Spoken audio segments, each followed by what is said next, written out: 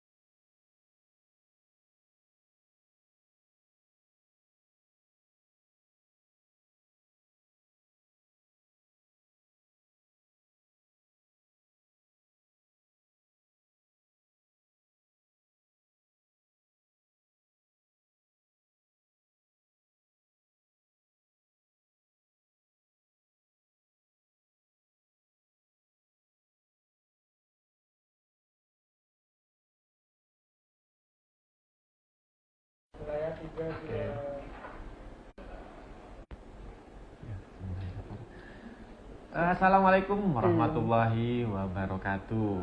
Semangat siang bersama saya Doni Aris Iswanto dalam acara Pojok PKRS Podcast Jelajah Obrolan Keren Promosi Kesehatan Rumah Sakit RSUD Dr. Muhammad Saleh Kota Probolinggo. Tentunya pada siang hari ini saya tidak akan sendiri, pastinya ditemani oleh narasumber hebat di Kota Probolinggo, yaitu Dr. Novita Lafi, spesialis penyakit dalam, gitu. Nah, ini adalah narasumber hebat kita yang dimana nanti beberapa menit ke depan akan menemani dan akan membahas tentang edukasi, yaitu apakah morbili bisa menyerang orang dewasa, gitu. Karena kebanyakan morbili atau campak gitu, nah itu kebanyakan menyerang anak kecil. Anak-anak. Nanti kita akan bahas tuntas bersama dengan narasumber kita ini. Morbili itu pada tahun ya 2025 menjadi pengingat keras bahwa penyakit morbili atau campak ini masih belum sepenuhnya terkendali di Indonesia. Nah, terus menurut data Kemenkes, kasus campak di Indonesia mengalami peningkatan signifikan pada tahun 2022. Dengan lebih dari 3.000 kasus laboratorium dan 55 kejadian luar biasa, yaitu KLB di 34 kabupaten atau kota. Meningkat sekitar 32 kali lipat dibandingkan pada tahun 2021. Ini berarti pada tahun 2002 ini mengalami yang peningkatan ya sesuai dengan data yang ada. Sementara itu hingga pada bulan Agustus tahun 2025 ini tercatat 3.444 kasus dan 46 KLB di 14 provinsi. Nah, peningkatan kasus ini sebagian besar disebabkan oleh cakupan imunisasi yang tidak mencapai target. Berarti peningkatan kasus ini disebabkan oleh imunisasi yang masih belum tercapai sebenarnya. Terus nanti habis ini kita bahas lagi, kita bincang-bincang lagi, dokter. Sebelum itu saya mau menginformasikan bahwa live pada siang hari ini disiarkan langsung di live IG RSUD Dr. Muhammad Saleh. Jadi nanti bagi sobat-sobat pojok PKRS yang punya pertanyaan atau pengen diskusi, nanti bisa langsung chat pertanyaan di kolom komentar. Nanti akan dijawab langsung oleh narasumber hebat kami. Oke. Ya dokter. Sebelum kita mulai, ya dokter, saya mau ngasih ini kebiasaan kita, yaitu yuk kita baca dokter. Yuk. Ayo kita baca. Yuk. Oke. Ini dokter, pertama tolong disapa dulu sahabat pojok PKRS dan sedikit bahas apa itu morbili atau campak gitu, dokter. Oke, pertama saya sapa dulu ya teman-teman yang live di Instagram. Halo semuanya, Assalamualaikum warahmatullahi wabarakatuh. Waalaikumsalam. Kalau yang belum kenal, mungkin saya perkenalkan diri dulu ya. Nama saya Dr. Novi, saya salah satu dokter penyakit dalam di RSUD Muhammad Saleh, Kota Probolinggo. Di sini pada siang hari ini saya akan tadi ya sesuai dengan yang Mas Doni sampaikan, saya akan sedikit memaparkan tentang morbili ya. Morbili khususnya pada dewasa ya, karena sekarang morbili itu kan dulu dikira campak itu hanya pada anak-anak ya, tapi ternyata semakin kesini semakin banyak orang dewasa pun yang terkena dan manifestasinya juga lebih berat ya. Nah sekarang tadi yang ditanyakan apa Mas, apa itu morbili ya? Baik, morbili ini sebenarnya sebuah penyakit yang disebabkan, etiologinya itu disebabkan karena virus. Virusnya dari strain RNA yang dia punya amplop ya, sehingga dia ini sangat mudah menular. Nah, seperti itu. Lalu apa selanjutnya pertanyaannya tadi? Tadi disebutkan sama dokter ya bahwa morbili ini sangat mudah menular. Nah, Betul. ini penularannya mungkin gimana nih cara nularnya ya Ya. kan? Oke. Penularan morbili ini kalau kita, kalau saya nggak salah baca ya dulu itu ada AirTalk. AirTalk itu adalah satu orang tuh bisa menularkan ke berapa orang sih. Nah, pada morbili ini dia mempunyai infeksius yang sangat tinggi, jadi mudah menularkan. Jadi untuk satu orang yang morbili bisa menularkan sekitar 12-18 orang. Bayangkan kalau dulu COVID itu 3-4 orang kalau saya nggak salah ingat ya. Sedangkan morbili ini bisa sampai segitu, 3 kali lipat daripada COVID, di mana dropletnya itu sangat stabil di ruangan tertutup, seperti itu. Cara penyebarannya bagaimana? Nah, cara penyebarannya sendiri, yang pertama dari droplet itu tadi ya, setiap kita bersin, udara yang terkontaminasi, batuk, itu akan mengeluarkan droplet. Nah, droplet ini yang akan dihirup oleh tubuh manusia. Sebenarnya dia tidak memakai vektor ya, tidak pada hewan, tapi langsung airborne atau disebarkan melalui udara. Betul. Nah, di sini kalau kita tidak cuci tangan secara rutin ya, kita nggak pakai etika batuk yang baik, maka akan sangat mudah terjadi penularan. Nah, penularannya melalui apa? Yang paling sering itu dari saluran nafas. Lalu yang selanjutnya itu bisa jadi dari selaput lendir di mata. Nah, kita nggak cuci tangan, terkontaminasi, kita kucek-kucek mata atau kita pegang bagian tubuh, lalu kita terkontaminasi atau kita nggak pakai masker di lingkungan yang beresiko. Nah, itu bisa menyebabkan juga terjadinya infeksi atau penularan seperti itu. Oke. Berarti di sini untuk penularannya malah lebih berkali-kali lipat dari COVID. Dari COVID ya, cuman ya manifestasinya mungkin tidak seberat COVID dulu ya, betul. Betul juga, ini juga tadi disampaikan sama narasumber bahwa untuk aware ke diri sendiri itu ketika ada lingkungan yang di situ ada yang terkena yang beresiko, itu ya harus rajin cuci tangan, betul, menggunakan etika batuk dan masker, terutama ini di teman-teman nakes sendiri betul, juga ya dokter. Betul, ya betul. Harus benar-benar mematuhi APD ini ya. Iya, PHBS. Nah, betul. Oke. Terus ini dokter, apakah faktor utama yang menyebabkan orang dewasa bisa rentan terhadap infeksi morbili? Misal mungkin status vaksinasi ataupun kekebalan tubuhnya. Oke. Dulunya kan orang-orang ini morbili itu kan pada anak-anak aja ya. Nah, tapi sekarang semakin kesini, kenapa sih orang dewasa kok masih terkena morbili atau campak gitu?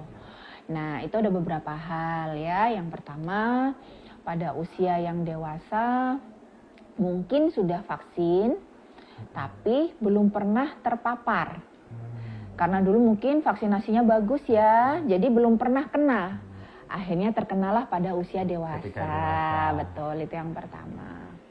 Yang kedua, mungkin daya tahan tubuh pada orang dewasa yang menurun, misalnya banyak aktivitas, kegiatan dan lain sebagainya, lalu tidak melakukan PHBS yang baik, sehingga di situ ada resiko terkena infeksi virus dari morbilli ini sendiri atau campak ini. Itu yang kedua. Yang ketiga apa yang paling sering, yaitu komorbid.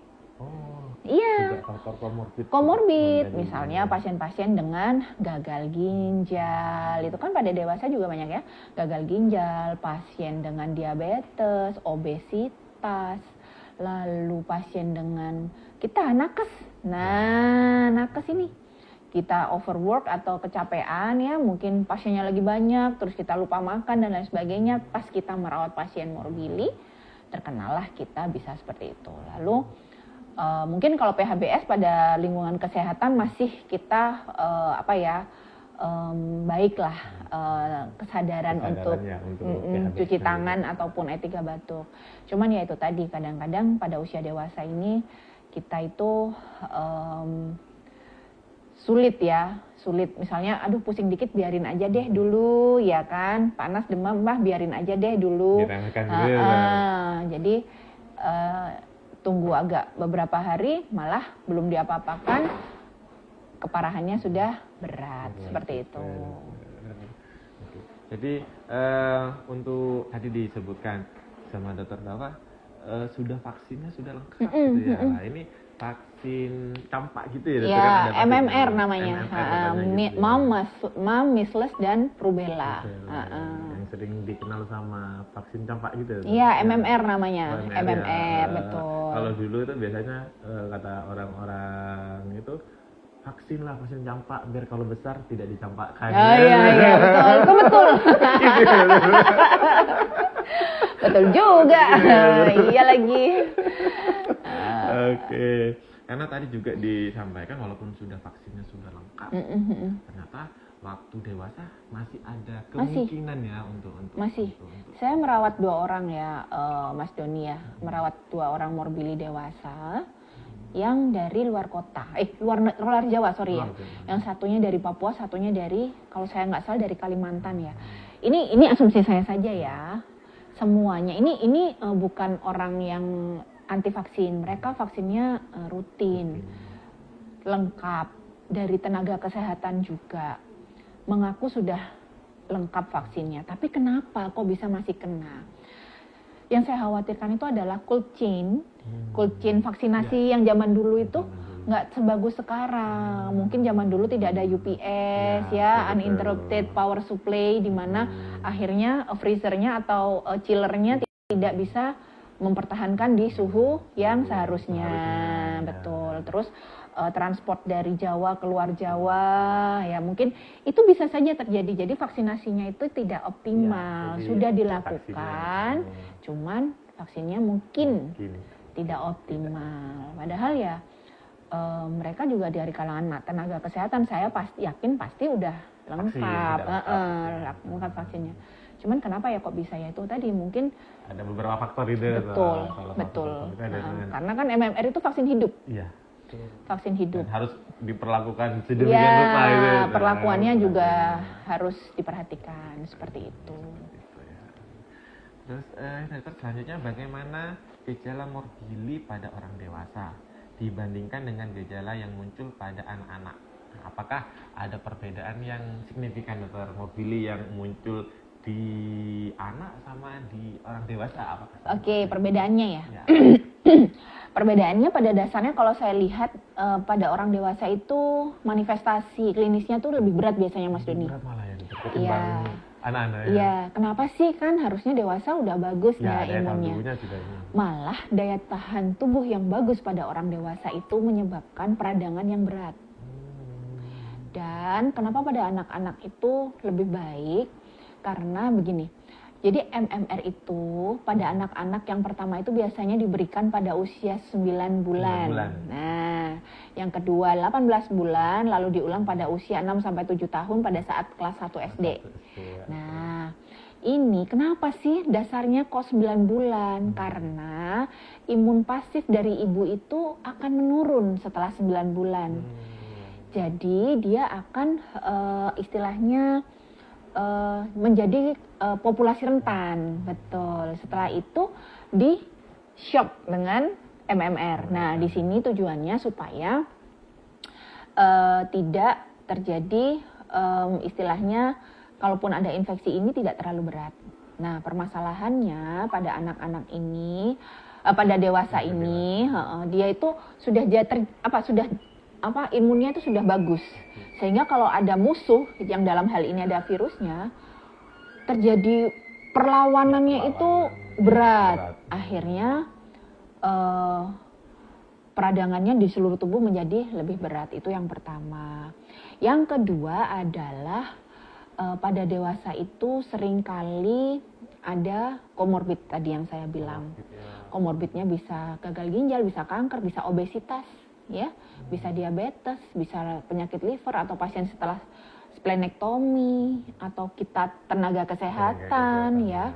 Itu juga bisa menjadi komorbid lah istilahnya, menjadi faktor pencetus. Iya, pencetus untuk memperberat kondisi dari pasien-pasien dewasa.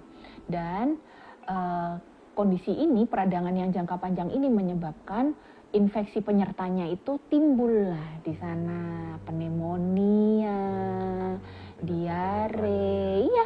Jadi disinilah dehidrasi berat seperti itu. Sedangkan pada anak-anak organnya itu cenderung bounce back. Jadi bounce back itu dia kalau ada kerusakan segera diperbaiki. Nah, perbaikannya cepat sehingga kalaupun ada infeksi tidak terlalu lama infeksinya terjadi, sehingga peluang untuk terjadi infeksi sekunder itu bisa diminimalisir. Seperti itu. Ini dokter, kan kalau di anak kebetulan saya juga di ruang anak, terus di sana juga ada pasien morbili. Nah itu untuk tanda dan gejalanya kayak panas, terus keluar ruam merah dan ada konjungtivitis, ya, betul. Itu juga sama ya. Betul, sama. Pada dewasa juga sama. Jadi kita kalau yang dulu itu kita ada singkatannya demam dengan 3C. C itu adalah C yang pertama itu cough, batuk. Yang kedua koriza, flu, pilek, ya. Yang ketiga konjungtivitis. Nah, itu yang sangat khas pada pasien-pasien dengan morbili atau campak. Terus ada ini koplik. Jadi koplik itu adalah bercak putih di bukal, daerah bukal. Nah, dia putih-putih gitu, seperti sariawan, tapi bukan sariawan. Ternyata dia itu adalah suatu manifestasi gejala dari morbili, seperti itu. Jadi ya kalau sudah seperti itu dengan konjungtivitis, batuk, demam, nah itu bisa kita berikan tata laksana sesuai dengan campak atau morbili, seperti itu. Gitu ya ini. Sudah disampaikan sama narasumber kita untuk sobat pojok PKRS, di mana memang ada ini ya, tidak ada juga perbandingan yang signifikan kenapa antara anak dan dewasa nanti malah lebih berat dewasa. Betul. Tadi sudah disampaikan sama narasumber hebat kita. Di sini selanjutnya nih, ada pertanyaan, yaitu apakah orang dewasa yang sudah pernah mendapatkan vaksin campak di masa kecil apa masih perlu khawatir? Apakah efektivitas vaksin dapat berkurang sering? Oh, ini sama kayak tadi yang dijelaskan. Bisa nggak sih kalau sudah lengkap, kan pertanyaannya gitu nih. Bisa, udah lengkap dok, saya ini dok, tapi boleh nggak sih saya vaksin lagi atau perlu nggak saya vaksin lagi, kan gitu. Sebenarnya kalau dari konsensus atau vaksinasi dewasa ya, guideline dari vaksinasi dewasa memang pada populasi-populasi khusus selama tidak ada kontraindikasi, misalnya pasiennya gagal ginjal, kanker tidak boleh ya, gagal ginjal, terus kita nakes ya, pasien-pasien yang diabetes dan lain sebagainya, itu boleh disarankan untuk mengulang MMR 1-2 dosis. Kalau 2 dosis dijarakin 4 minggu antara dosis pertama dengan dosis kedua, boleh diulang. Tapi ini selama tidak ada kontraindikasi. Apa sih kontraindikasinya? Ya karena tadi saya bilang ya, MMR ini adalah vaksin hidup. Jadi bagian dari virus yang dilemahkan, yang dimasukkan ke dalam tubuh. Nah, ini tidak disarankan untuk pasien-pasien dengan imunokompromis berat atau yang imunnya rendah banget. Misalnya pada orang HIV, pada orang yang sedang hamil, pada pasien kanker yang sedang menjalani kemoterapi, seperti itu. Jadi selama tidak ada kontraindikasi maka boleh diberikan seperti itu. Ini bisa mengurangi istilahnya kalaupun kenanya tidak terlalu berat, Ya, Mas tidak Doni terlalu berat, gitu. ya. Ada juga yang ini vaksinasi post exposure atau post paparan. Kalau Iya. setelah dipapar itu ada vaksin Betul, lagi? bisa 72 jam setelah paparan. Kan jadi gini Mas Doni. Kita Mas Doni misalnya, tapi semoga enggak ya. Mas Doni ini morbili. Ini kita perumpamaan aja ya. Mas Doni morbili, saya enggak morbili. Kita ketemu nih 10 hari atau 14 hari yang lalu, tiba-tiba Mas Doni ini morbili tuh. Nah, loh Mas Doni morbili padahal kita kemarin kontak erat, misalnya boncengan, saya dianterin Mas Doni pergi makan bakso misalnya ya Bapak Ibu atau teman-teman PKRS semua. Lalu gimana caranya? Ya bisa vaksinasi post exposure. Jadi sebelum saya terkena, saya akan MMR dulu 72 jam setelah exposure itu bisa diberikan vaksinasi 1 dosis dulu. Jadi ketika kita sudah pernah kontak gitu ya, Dokter, kontak sama pasien morbili, itu kok morbili ya, ragu dengan kita ya apa, Iya, gimana betul. gitu. Nah, jadi ada vaksin ya. Iya boleh itu dilakukan 72 jam sih setelah itu. Tapi ini konsensusnya ini dari yang saya baca ya, nggak tahu kalau di jadi gini, konsensus itu ada yang dari WHO, ada dari CDC, ada yang diadapted dari Kemenkes dan IDAI dan PAPDI. Jadi ada beberapa literatur yang menyebutkan bisa vaksinasi, imunisasi setelah exposure itu selama 72 jam. Sampai 72 jam setelah paparan, seperti itu. Ini Dokter, ada pertanyaan dari sobat sehat. Wah iya dari nih, Fitri. rame. Ada Terima Sobat kasih semua Rajin. yang hadir. Izin bertanya Dokter, apakah penderita campak bisa mengalami kejadian campak kembali untuk kedua kalinya? Itu pertanyaan pertama Dokter. Oke. Terus pertanyaan kedua, apakah ada pantangan untuk penderita yang terkena campak Dokter?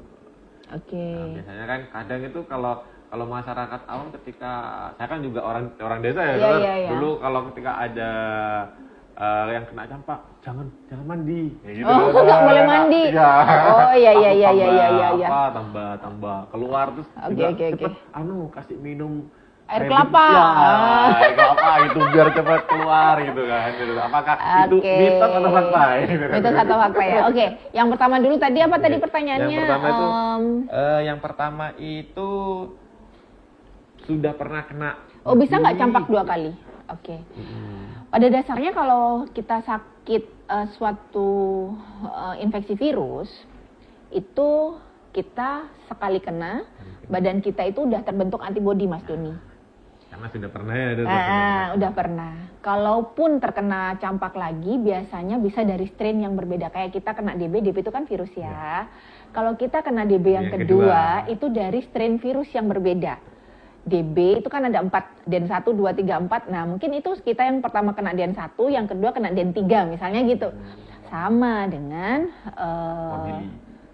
morbili dan campak ini. Jadi dia ada satu rombongan itu jadinya namanya mumps. Mumps itu cacar, campak, dan rubella. Nah ini hampir mirip-mirip. Nah, bisa jadi ini salah satu dari yang lain karena juga vaksinasinya juga jadi satu ya. Jadi mungkin kalau yang satu itu tidak tercover, yang lainnya mungkin bisa aja tidak tercover juga. Jadinya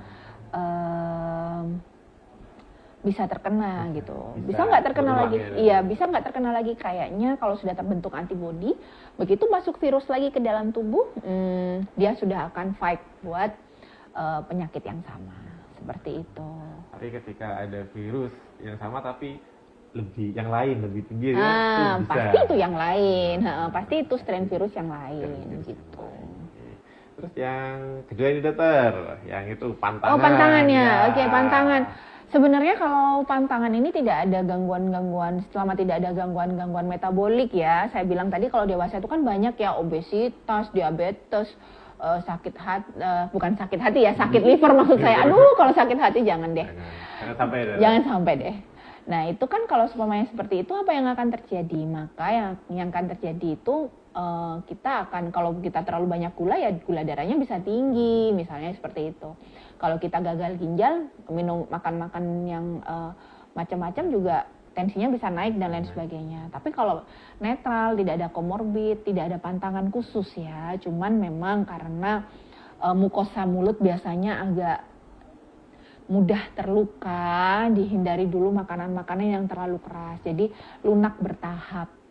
Jadi kalau sudah siap membaik, nah maka kita perbaiki. Yang penting adalah untuk penyembuhan itu adalah protein, di mana protein itu menjadi support tubuh kita untuk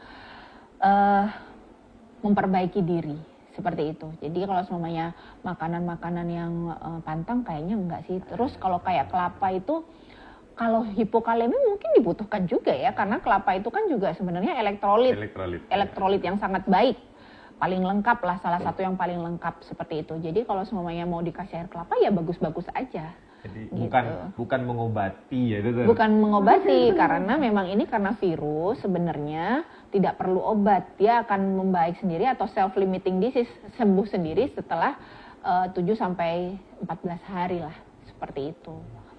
Nah, kalau seumpamanya tadi misalnya jangan mandi atau apa, mandi deh daripada asam ya, atau kita bisa kena ini infeksi sekunder di kulit, malah tambah penyakit, malah gampang terjadi infeksi sekunder seperti itu. Jadi berarti kalau pas mandi itu tidak akan membuat lebih atau menyembuhkan tambah lebih banyak. Ya, enggak juga, karena itu bukan juga yang menular dari ini ke sini, bukan, karena itu viremia. Jadi virusnya sudah tersebar di seluruh tubuh, seperti itu, dan itu pasti akan menyebar, mandi atau tidak mandi tetap akan menyebar gitu.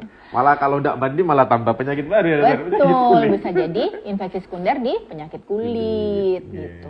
Terus juga ada ini dokter, katanya itu kalau dikasih parutan jagung untuk dioleskan pada kulit yang terkena campak. Boleh aja, asal kan jangan dikasih susu sama keju ya, jadi jasuke. boleh aja, itu kan sebuah istilahnya kalau orang zaman dulu itu ya sugestif supaya dingin katanya kulitnya, ya dingin supaya kulit, karena kan memang demam. Pasiennya itu demam karena ini kan merupakan suatu bentuk inflamasi salah satunya itu adalah tandanya panas, rubor, dolor. Nah itu kan dia panas, kemerahan, nah itu akan lebih nyaman sih kalau kita berikan boreh-boreh seperti itu. Itu sudah dijawab sama narasumber kita nih. Mandi ya Bapak Ibu ya. Terus jagungnya jangan ditambahin. Iya, jangan ditambahin susu sama keju ya Bapak Ibu ya. Terus ini ada pertanyaan lagi dokter dari Heni Susilo 7. Oke, halo. Nah, bertanya ya, ibu hamil kontak dengan dok, berbahaya ya ibu hamil kontak dengan penderita morfili. Oh iya, betul. Jadi ibu hamil ini merupakan yang populasi rentan. Terjadi infeksi morbili ya. Pada ibu-ibu hamil yang terkena morbili ini bisa jadi manifestasinya berat. Karena apa? Tidak ada kekebalan tubuh yang menghadang infeksi virusnya, seperti malah itu. Tambah rentan ya? Iya, tambah rentan dan mudah sekali terjadi infeksi sekunder, seperti itu. Maka sangat penting ya vaksinasi catin itu loh, Mas. Screening catin itu sangat penting banget, iya. Jadi melengkapi imunisasi sebelum pernikahan itu sangat disarankan. Kalau sebelumnya sudah vaksin ataupun ada yang belum dilengkapi, seperti itu. Lalu kalau ibu-ibu sekarang lagi musim seperti ini ya pakai APD ya, alat perlindungan diri, masker. Sering-sering cuci tangan ya, PHBS-nya betul, cuci tangan dan etika batuk. gitu ya, sobat sehat Heni Susilo 7. Jadi untuk ibu hamil itu adalah merupakan sangat beresiko. Risiko. Benar. Terus ini dokter, tadi kan sempat dibahas bahwa kalau kita itu ragu dengan status Vaksinasi kita itu apakah apa yang perlu kita lakukan dokter? Apakah saya sudah aman atau tidak? Oh, maksudnya butuh screening nggak nih? Iya. Apa maksudnya butuh pemeriksaan titer-titernya? Ya, titer gitu. Sebenarnya kalau pemeriksaan titer itu tidak rutin dilakukan. Pun dilakukan pun di sini juga belum ada Belum ya. ada. Di Probolinggo juga belum ada. Di Tapi kalau Surabaya ada. itu tidak rutin dilakukan ya. Saya juga belum baca ini ya untuk apa yang akan diinikan. Beda dengan hepatitis B atau apa, itu ada titernya yang harus dicek. Tidak rutin dilakukan. Kalau semisal mau mengulang lagi, itu tadi yang saya sampaikan, apabila kita berada di lingkungan yang beresiko, sedang outbreak atau pandemi endemis morbili atau sedang KLB ya, seperti tadi Mas Doni bilang, ya boleh aja kalau mau diulang 2 dosis vaksinasi silahkan. Jadi terpisah antara dosis pertama dan dosis kedua selama 4 minggu. Kalau dilakukan Gitu. tapi Tidak rutin sih rutin, dilakukan ya, titer gitu. untuk pengecekan sebelum vaksin. Jadi kembali ke KLB dokter, karena kemarin sempat saya baca itu di pemberitaan di Madura pernah ada KLB kayak gitu dokter. Nah di sini mungkin di berita itu disampaikan bahwa memang vaksinasi yang kemauan warga itu yang tidak mau sama vaksinasi. Dan mungkin ini juga informasi kepada sobat pojok PKRS Kota Probolinggo untuk vaksin ya, untuk vaksin terutama anak-anak kita dari awal untuk Pentingnya vaksinasi ya, makanya itu di sini saya juga sampaikan untuk Bapak Ibu, pertimbangkanlah untuk Bapak Ibu yang tidak pro dengan vaksinasi, pertimbangkanlah vaksinasi. Karena kita tidak tahu nantinya ke depannya siapa akan sakit apa. Jadi ini sebuah ikhtiar kita atau usaha kita untuk mencegah sesuatu penyakit itu menimpa diri kita dan menjadi sangat berat. Karena pada dasarnya morbili ini, kenapa sih dulunya itu dibuat vaksinnya ya karena banyak sekali kematian yang disebabkan karena morbili. Ada juga yang karena morbili itu juga ada kebutaan, juga beberapa ada. Makanya pasien-pasien morbili dengan konjungtivitis itu harus langsung diberikan vitamin A. Vitamin A. Nah, seperti itu. Karena apa? Kualitas hidup kurang baik, angka mortalitasnya tinggi, makanya sekarang itu sudah ada vaksinnya. Pakailah vaksinnya supaya kita tidak terlalu, istilahnya kalaupun sakit tidak terlalu berat. Tidak parah iya, ini, betul. Anak-anak kita itu tidak bisa memilih ya, maksudnya kan kita sebagai orang tua yang harus mengarahkan. Iya tidaknya kita itu kan tidak bisa ditolak oleh anak-anak kita ya kan. Jadinya jangan biarkan anak-anak kita nantinya yang merasakan efek dari tindakan yang kita pilih untuk tidak vaksinasi. Seperti itu. Itu untuk sobat sehat pojok PKRS. Tapi saya yakin sih sobat-sobat PKRS ini udah ini paham ya paham. pentingnya vaksinasi. Dan tidak anti vaksinasi. Betul. Pasti sudah paham, udah rutin datang posyandu mengantarkan anaknya, atau kalau yang masih muda adik-adiknya atau sanak saudaranya gitu diingatkan ya. Padahal waktu posyandu banyak yang kita dapat ya dokter. Selain kita dapat vaksin, dapat pelayanan tumbuh kembangnya anak, juga kita bisa dapat ngerumpi ya dokter sama ibu-ibu ya. Banyak banget sih Ngerumpi di sana. manfaatnya. Ngerumpi ya. Geng, pohon, kelompok. Nggak bercanda ya Bapak Ibu ya. Nah, ini ada pertanyaan lagi dokter di sosial media dari Fitri _. Halo Mbak Fitri. Apa dampak pada janin jika ibu hamil terkena morbili dokter? Oke. Ibu hamil itu terkena morbili karena ibu hamil juga merupakan yang sangat rentan. Iya, bisa. Jadi janinnya itu juga nantinya bisa di dalam kandungan itu juga bisa terkena ya. Jadinya kan kalau viremia pada dasarnya dia itu akan menyebar di seluruh tubuh. Nah, apabila titer virus yang ada di dalam tubuh ibu hamil ini virusnya sangat tinggi, maka bisa aja menyebarkan pada janin yang ada di dalam tubuh ibunya, yaitu tadi makanya akan sangat berat gitu, akan berat banget. Jadi kan ibunya tidak punya kekebalan. Jadi kalau orang hamil itu daya tahan tubuhnya itu ditekan, makanya mudah sakit. Nah, kalau sudah tidak ada kekebalan tubuhnya sudah rendah, titer virusnya tinggi, tidak menutup kemungkinan bayinya pun bisa morbili, janinnya pun bisa morbili di dalam kandungan. Itu jawaban untuk sobat sehat pojok PKRS. Terus ada pertanyaan lagi, dokter. Mungkin teman-teman PKRS bisa bantu saya untuk lab IG yang ada di situ untuk pertanyaan. Kita sambil lihat-lihat ya. Karena di sini ke logout saya barusan. Jadi ini dok berbahaya dari Mbak Heni. Halo. Mbak Heni Susilo. Dok berbahaya ya ibu hamil kontak dengan penderita morbili. Iya berbahaya udah ya tadi ya. Oke. Mbak Susan Tiarianto, izin bertanya dokter, bagaimana penyakit morbili itu bisa dikatakan membahayakan untuk tubuh? Nah, membahayakannya sebenarnya kalau dia tidak ada infeksi sekunder sih tidak ada apa-apa ya. Maksudnya ya akan membaik setelah masa infeksinya selesai 7-14 hari. Namun pada kondisi itu kalau orang dewasa ini ada komorbid atau sakit penyerta, itu bisa terjadi infeksi sekunder karena yang diserang adalah saluran nafas. Itu yang paling sering itu pneumonia, Mas Doni.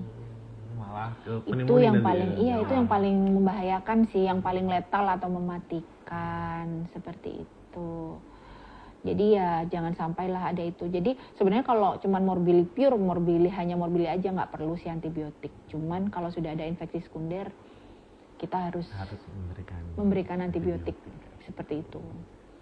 Oke, selanjutnya ini dari Didin Dwi. Kayaknya saya kenal ini, dokter. Oh, Mbak Didin Dwi, halo. Halo, Mbak. Kayaknya saya kenal ini, dokter. Kayaknya istri saya itu, dokter. Oh, gitu ya. Oke, anunya jangan dicampakkan ya, Mbak Didin ya. Oke. Izin bertanya, dokter, jika kita kontak dengan pasien morbili, setelah itu kita kontak dengan orang lain atau anak-anak, apakah ada kemungkinan kita bisa menularkan ke orang lain dan anak? Bisa. Tadi yang saya bilang itu. Saya ya? Kontak dokter di sini, dokter. Iya. Terus saya pulang ke rumah. Oh, tapi nggak sakit? Enggak, tapi tidak sakit gitu, dokter. Enggak, jadi nggak karier, kita tuh nggak karier gitu. Cuman ya mungkin bajunya bisa kontaminan. Bisa jadi lewat baju ya, iya, bajunya bisa kontaminan. Makanya kita pakai APD gitu. Jadi nanti semuanya yang penting tidak sakit nggak masalah kan, karena penyebarannya kan airborne memang gitu. Tapi ada kemungkinan lewat ini ya, baju. Makanya kalau sudah pulang harus segera ganti baju, bersih-bersih mandi gitu, baru nanti kontak dengan anak-anak dan keluarga. Jangan, mending oleh-olehnya beliin sate daripada oleh-olehnya bawa morbili ya kan. Gitu. Ini Mbak Heni nanya lagi nih, dok, apa benar balita yang belum imunisasi campak tapi sakit campak duluan tidak perlu imunisasi? Karena mungkin ini, dokter. Oh, sudah terbentuk kekebalan. Karena sudah terbentuk itu, dokter, katanya. Mungkin terbentuk kekebalan ya. Oke. Sebenarnya ada benarnya juga, karena balita itu kan 8 bulan biasanya gini. Jadi gini Mbak Eni, karena 8 bulan itu sampai kita ke arah 9 bulan itu kita masih dilindungi oleh imun ibu. Nah, dari imun ibu itu kan biasanya kita menjadi ini. Nah, dari situ kita langsung dihadang oleh MMR pada usia 9 bulan kan ya. Dari 9 bulan itu. Nah, di 9 bulan itu nanti diulang setelah 18 bulan lagi. Itu mungkin bisa sangat meminimalisir. Kalaupun kena, itu tidak akan berat. Tapi gimana dok kalau kena dulu sebelum imunisasi? Ya tetap nanti harus imunisasi juga ujung-ujungnya untuk mencegah istilahnya kalaupun terkena, kan MMR itu kan ada 3 ya, mumps, measles, ini campak ini, morbili ini, dan rubella. Divaksinasi aja kan, karena ada 3, yang 1 udah sakit, yang 2 belum tentu. Belum tentu ya, karena di sini yang dikena kan campak ya, dokter. Betul. Nah, yang 2 kan masih belum. Jadi imunisasi aja, nggak ada ruginya juga. Kalaupun kipinya pun bisa diatasi gitu. Terus apa lagi ya? Iya, terima kasih banget yang sudah hadir. Kayaknya sangat antusias banyak. Iya, banyak banyak penonton pertanyaan. kita, dokter. Hari ini, Iya. dokter. Terima kasih. Oke, itu lagi. Mungkin ada lagi pertanyaan? Ada lagi ini, Mas dokter. Terkait dengan langkah-langkah praktis apa yang bisa dilakukan orang dewasa untuk melindungi diri mereka dan komunitas mereka dari morbili. Oke, ya itu tadi ya. Saran saya kalau untuk pencegahan itu ya wajib PHBS, cuci tangan rutin, etika batuk. Lalu ya itu tadi vaksinasi dipastikan ya. ulang. Itu vaksin itu adalah kuncinya. Lalu setelah itu ya ini mengurangi kontak ya. Kalaupun kita ada di lingkungan yang beresiko ya kita minimalisir dengan APD seperti itu. Pada orang dewasa. Oh iya, jangan lupa vitamin A. Vitamin A. Nah, kalau sudah kita ini terkena vitamin A, terkena morbili ya vitamin A harus segera masuk. Walaupun dewasa ya, dokter. Dewasa. Karena yang selama ini kan vitamin A hanya sampai usia sekian seperti itu dokter. Iya, vitamin A pada usia dewasa juga disarankan itu bisa mengurangi keparahan dari morbilinya. Seperti itu vitamin A. 200.000 unit. Jadi ada dua, Mas, ada yang merah, ada yang biru. Nah, yang merah tuh kalau saya nggak salah ya ini ya. Maaf kalau saya salah nanti dikoreksi ya. Yang merah itu 100.000 unit, yang biru 200.000 unit gitu. Yang kita berikan yang orang dewasa ini 200.000 unit. Oke, gitu untuk sobat sehat pojok PKRS. Kayaknya kalau di ini sudah tidak ada, dokter, untuk di sistemnya. Mungkin takut ada ya. Oke, aman. Tidak ada pertanyaan sudah, dokter. Gini, saya simpulkan sedikit bahwa kita terutama di vaksinasi ya, dokter, untuk menekankan terjadinya melonjakan kasus morbili dan KLB gitu ya. Betul. Jadi yang pertama itu yang paling utama dasarnya dan fondasinya adalah imunisasi. Vaksinasi lengkap. Jadi di sini tapi kita yakin ya, dokter, untuk sobat sehat pojok pasti semuanya udah imunisasi lengkap. Apalagi campak ya, dokter, karena takut dicampakkan kalau. Siapa tadi, Mbak Didin ya? Mbak Didin titip. Kayaknya tadi itu pertanyaannya buat saya. Iya. Itu intinya Pak Mas Doni mandi ya sampai rumah gitu. Siap, kalau gitu saya minta salinan aja, dokter, tak salin aja Iya. Oke, mungkin ini, dokter, closing statement. Apa ada pesan khusus dari dokter Novita kepada seluruh masyarakat Probolinggo mengenai morbili? Morbili, oke. Pada morbili dewasa saya sarankan vaksin. Iya betul, karena vaksin ini udah ada loh pencegahannya, kenapa tidak kita lakukan gitu kan. Sayang banget gitu. Apalagi gratis kan ya, gratis kok gitu, jadi ya dikenakan biaya gitu. Jadi vaksin, lalu PHBS, dan juga pakailah pelindungan diri yang baik. Kan sekarang juga musimnya seperti ini ya, banyak ya, Mas, di poli anak ya, di bangsal anak ya, banyak banget. Ada yang pulang, ada yang datang. Setelah kami isi ulang ya. Isi ulang. Setelah kami anamnesa, ternyata tetangganya. Nah iya, memang itu infeksinya sangat. Gitu. Dan juga ini, dokter, benar, vaksin. Nah, ketika kita anamnesa, setelah masuk ruangan, kita kan pasti ada anamnesa riwayat imunisasi, dokter. Ya. Itu tidak lengkap. Padahal usianya sudah nyampe ke 2 tahun, 3 tahun. Gitu. Itu kan harusnya nggak perlu terjadi ya. Harusnya tidak perlu terjadi. Jadi yuk vaksin yuk. Padahal pemerintah sudah sangat peduli ya. Belum terlambat kok. Kalau udah sakit morbili pun vaksin aja. Jadi nanti bisa mendatangi Vaskes di puskesmas terdekat, ada hari-harinya. Jadi supaya vaksinnya itu bukanya bareng-bareng gitu loh, Bapak Ibu. Jadi biar sekalian barengan gitu suntiknya. Oke. Sangat ini ya pesannya dari Dokter Novita ya, vaksin. Iya, semoga menjadi tapi ini ya sangat penting. Iya. Vaksin kayak gitu. Oke. mungkin cukup itu aja dokter. Tidak terasa. Oh, ini dokter saya bacakan ada komen ternyata. Ada komen apa tuh? Sultan. Terbaik. Terima Obat kasih. terbaik dari dokter. Oke, semoga manfaat ya. Hari ini kita ngobrolnya ya. Ini kan juga kita ngobrol tapi ini ada edukasi yang disampaikan kepada masyarakat. Iya, betul. Jadi yang awalnya kita itu tidak mau vaksin, dengan adanya ini mungkin bisa berpikir ulang kembali, oh vaksin aja anak saya. Semoga ya, semoga insya Allah. Terus juga tadi yang biasanya ketika ada pasien morbili kita usah. Gitu ya dokter. Kenapa setelah adanya bincang-bincang kita pada siang hari ini harus kayak gini memang kayak gitu. Pastinya sangat bermanfaat. Ya. Gitu, dokter. Oke, mungkin karena sudah ini dokter kita sudah lama kayaknya sudah hampir 1 jam kan. Iya udah hampir 24 jam. Ya Pak, diagendakan 24 jam tadi. Sampai bingung kita mau ngobrol apa. Gitu, ya. Oke, dari kami saya ucapkan terima kasih kepada narasumber yang sangat keren dan sangat memberikan penjelasan yang secara detail tadi kepada pertanyaan-pertanyaan yang telah disampaikan, maupun dari pertanyaan dari live IG tadi sudah sampai dapat terbaik itu Terbaik. ya, sampai dapat terbaik itu, dan telah memberikan beberapa ilmu yang sangat bermanfaat. Tentunya nanti untuk dokter saya harap tidak bosan-bosannya ya kalau kita nanti diminta jadi narasumber di podcast kita gitu. Insya Allah bisa berbagi ilmu yang berkah ya Bapak Ibu semua. Berkah barokah ya. Iya, insya Allah. Apalagi sekarang hari Jumat dokter. Iya, Jumat berkah. Jumat berkah. Betul.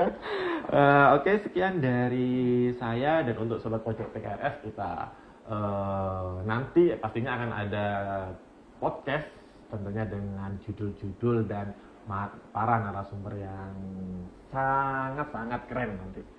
Ditunggu ya. Sedikit informasi untuk sobat pojok PKRS, kita bulan ini itu ulang tahun dokter. Wah, selamat ulang tahun PKRS. Bukan PKRS, rumah sakit. Rumah sakit.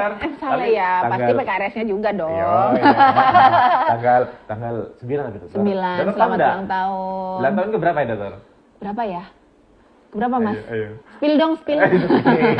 Kayak tadi kegiatan tadi tuh dokter. Iya, tadi itu ada senam, terus ada betul. bazar, itu juga merupakan Rangkaian. gitu. Tanggal 9 ya, ini tanggal 5, 4 hari 4 lagi. hari. Terus beberapa waktu nanti juga ada rangkaian kegiatannya itu sunatan masal dokter. Kita Sunatan juga masal.